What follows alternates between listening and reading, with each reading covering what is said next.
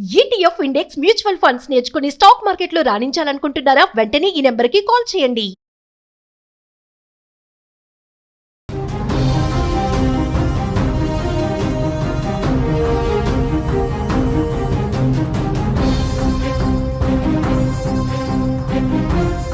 నమస్తే, welcome to our channel. ప్రస్తుతం మనతో పాటు ఉన్నారు అనలిస్ట్ రామకృష్ణ గారు. సార్తో మాట్లాడదు. నమస్తే సార్. నమస్కారం అమ్మా. సార్, మరి ఇప్పుడు అమెరికాలో ఉద్యోగాలు సంగతి చూసుకున్నా, చదువుకోవడానికి వెళ్ళాలనుకునే వాళ్ళు, స్టూడెంట్స్ పరంగా చూసుకున్నా, మరి బాధ్యతలు చేపట్టాక మన భారతీయులకు వచ్చినటువంటి కష్టాలు ఏంటి, నష్టాలు ఏంటి, జాబ్స్ ఉంటాయంటారా?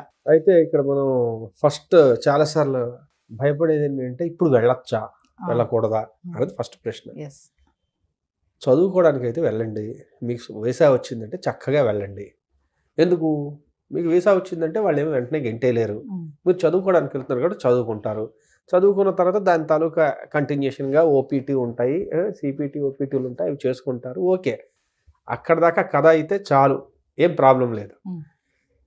అక్కడి నుంచి దీని ద్వారా మీరు ఉద్యోగం తెచ్చుకొని అక్కడ సెటిల్ అయ్యి ఒక సిటిజన్గా మారదాము, లేకపోతే గ్రీన్ కార్డు తెచ్చుకుందాము అనుకుంటే మాత్రం, అంటే సినిమా ఫస్ట్ పార్ట్ తీసేస్తే ఓకే, మీరు సీక్వెల్ ప్రీక్వెల్ ఇవన్నీ చేద్దాం అనుకున్నారు అనుకోండి, పార్ట్ 2, పార్ట్ 3, పార్ట్ 4 అయితే కొంచెం ఆగండి. ఇప్పుడు ఎందుకయ్యా అంటే ఇక్కడ చాలా పరిస్థితి కొంచెం అనిశ్చితత చాలా ఎక్కువ ఉంది. ఆల్రెడీ ఆయన మొన్న ఒక సైన్ చేసిన ఎగ్జిక్యూటివ్ ఆర్డర్ ఏదైతే ఉందో దానిలో చాలా పెద్ద షాక్.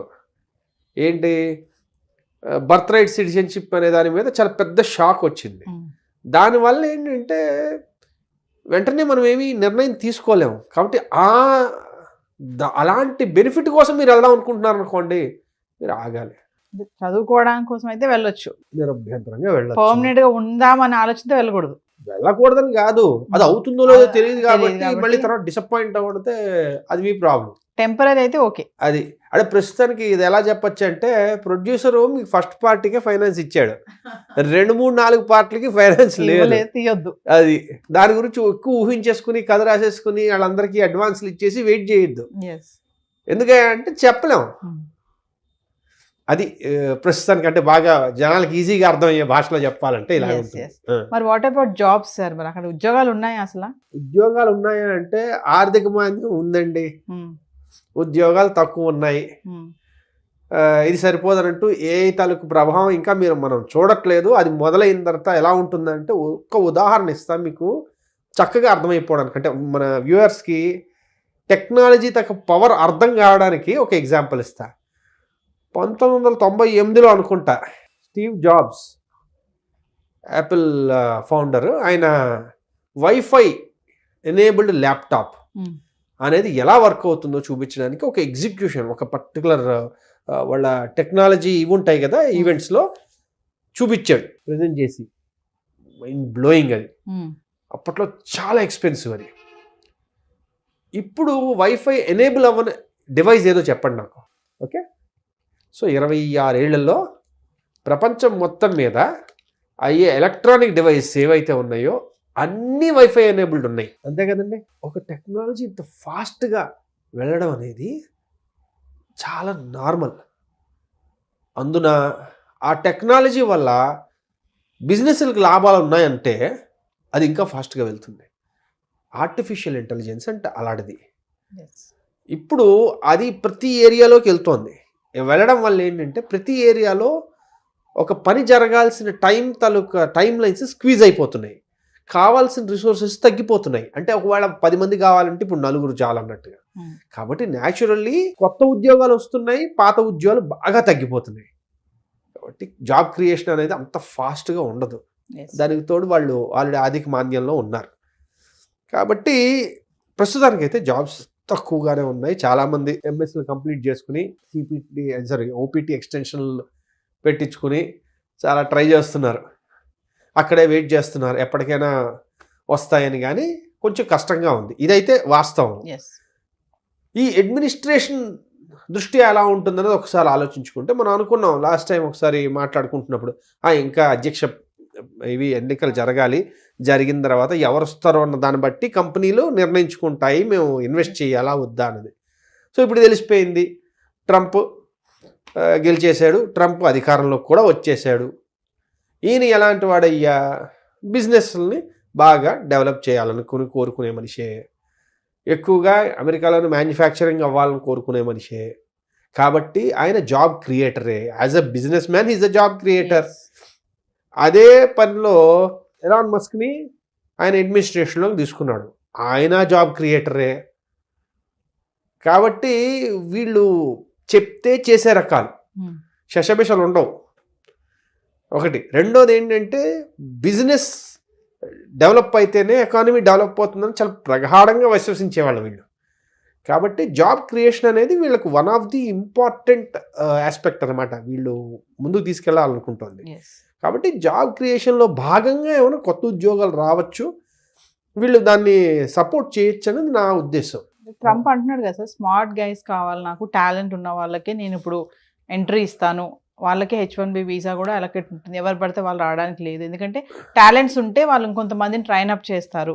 ఇంకోటి ఏంటంటే అమెరికా యొక్క ఆర్థికాభివృద్ధి కూడా బిజినెస్ వీళ్ళ యొక్క దాని మీద టాలెంట్ ఉంటేనే మాది కూడా డెవలప్ అవుతుందన్న ఒక ఆలోచనతో ఉన్నారు. కాబట్టి అంటే ఎవరు పడితే వాళ్ళు ఇప్పుడు అమెరికా వెళ్ళిపోవాలని ఆలోచన బయట రావాలి అని అంటారా? అంటే మనం H1B తలకు ముఖ్య ఉద్దేశం ఆలోచించాలి. అసలు H1B అనేది ఎందుకు పెట్టారు?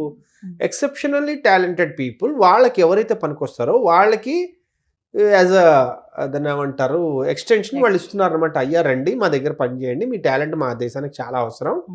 కాబట్టి దాన్ని ఏ రకంగా పరిగణించాలి, ఎలాగ వాళ్ళ టాలెంట్ని దాని అంటారు మెజర్ చేయాలి అంటే, ఇంతకుముందు ఒకసారి చెప్పినట్టుగా వాళ్ళు బహుశా పెడితే ఎక్స్ అమౌంట్ ఆఫ్ శాలరీ కన్నా ఎక్కువ ఉన్న వాళ్ళనే H1Bలకి అర్హులుగా చేస్తాం అనొచ్చు.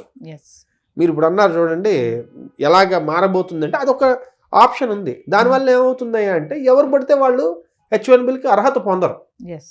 అర్థమైంది కదా. అదేవిధంగా వాళ్ళు కొన్ని స్పెసిఫిక్ ఇండస్ట్రీస్ మీద ఫోకస్ చేయొచ్చు. అది డిఫెన్స్ అవ్వచ్చు, లేకపోతే ఆర్టిఫిషియల్ ఇంటెలిజెన్స్ అవ్వచ్చు, లేకపోతే ఇంకేమైనా స్పెసిఫిక్ రంగాల్లో వాళ్ళు దృష్టి పెట్టి ఈ రంగాలు మాకు బాగా ఇంపార్టెంట్ కాబట్టి ఈ రంగాల్లో ఎక్సెప్షనల్లీ టాలెంటెడ్ పీపుల్ని నేను తీసుకుందాం అనుకుంటున్నాను, వాళ్ళకి ప్రయారిటీ ఉంటుంది అని కూడా అనొచ్చు. ఎందుకంటే ఇందాక అనుకున్నాం కదా, వాళ్ళు ఏంటంటే వాళ్ళకి ఒక క్లియర్ విషయం అర్థమైపోయింది, ఈ 4 ఏళ్లే ఉంది బై, ఏం చేయాలని 4 ఏళ్ళ మనం చేసేయాలి. కాబట్టి ఇంక ఇందులో అనుమానాలు లేవు. అర్థమైందండి. అందుకు చేసేది చాలా స్పీడ్గా చేస్తారు, అనుకున్న విషయాన్ని చాలా క్లియర్గా వాళ్ళు కమ్యూనికేట్ చేసేస్తున్నారు. కాబట్టి వాళ్ళు జాబ్ క్రియేషన్కే ఉన్నారు తప్ప ఏదో పాపులిజం ఇలాంటివి ఏం లేవు.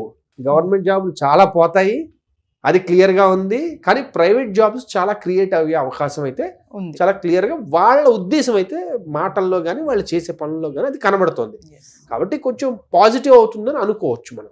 మన వాళ్ళు కూడా చాలా మంది సార్ టాలెంట్స్ ఏం లేకుండా ఏదో అంటే ఫ్యాషన్ కోసము, ప్రెస్టేజ్ కోసము అక్కడికి వెళ్ళిపోవాలి, అమెరికాలో ఉండాలని కూడా వెళ్తున్నారని అనుకోవచ్చు అంటారా? ఎందుకు వెళ్ళట్లేదు, చక్కగా అలాంటి వాళ్ళు చాలా మంది ఉన్నారు. ఓకే, కొన్ని వేల మంది స్టూడెంట్స్ అక్కడికి వెళ్ళి చదివేదానికంటే దాన్ని ఏమంటారు పార్ట్ టైం చేసుకుంటూ అక్కడ ఎలాగోలాగ ఎస్టాబ్లిష్ అవ్వాలనుకున్న వాళ్ళు చాలా మంది ఉన్నారు. అయితే ఏంటంటే అలాగా చేయడం వల్ల ఇప్పుడు ఆ H1B అనేది కొంచెం కష్టతరం అవుతుంటుంది. అది చూడాలి సార్ మరి ఇవన్నీ కూడా మరి ఎలా అమల్లోకి వస్తాయో. అంటే ఒకటి దాన్ని ఏమంటారంటే మనం ఎక్కువ కాలం వేచి ఉండక్కర్లేదు. ఇంకా వీళ్ళవి ఏవైనా విధి విధానాలు చాలా ఫాస్ట్గా ఉన్నాయి, డెసిషన్స్ ఏదైనా చూసుకుందాం చల్ అని. కాబట్టి దానివల్ల అయితే హిట్ లేదా ఫట్, ఇంక ఇందులో మధ్యలో ఏమి ఉండదు, ఏది ఉండదు, ల్యాగ్ చేయడం ఏం లేదు, ఇంకా ల్యాగ్ ఏం లేదు అసలు. ఈ 4 years లో ట్రంప్ ఏమనుకున్నాడు అది చేసి అట్లీస్ట్ ఫస్ట్ 6 months చాలా స్పీడ్ ఉంటుంది. ఆ తర్వాత ఏమవుతుందంటే ఇప్పుడు ఎక్కడైనా అలానే జరుగుతుంది. ముందు 6 నెలల్లో వాళ్ళు అనుకున్నవన్నీ దడ చేసేస్తారు. ఆ తర్వాత వాటికి వచ్చే దాని అంటారు రెస్పాన్సెస్ కానీ, లేకపోతే బ్యూరోక్రాటిక్ హర్డిల్స్ కానీ, లేకపోతే లీగల్ హర్డిల్స్ కానీ, ఇవన్నీ వాళ్ళు దాటుకుంటూ వాళ్ళు అనుకున్నవి చేయడానికి పడుతూ ఉంటుంది. అప్పుడు స్లో డౌన్ అవుతుంది. కానీ దాని తాలూకు ఇంపాక్ట్ అయితే మనం పడాల్సిందే, దెబ్బ పడిపోతుంది, అదైతే ఖాయం. ఓకేనమ్మా.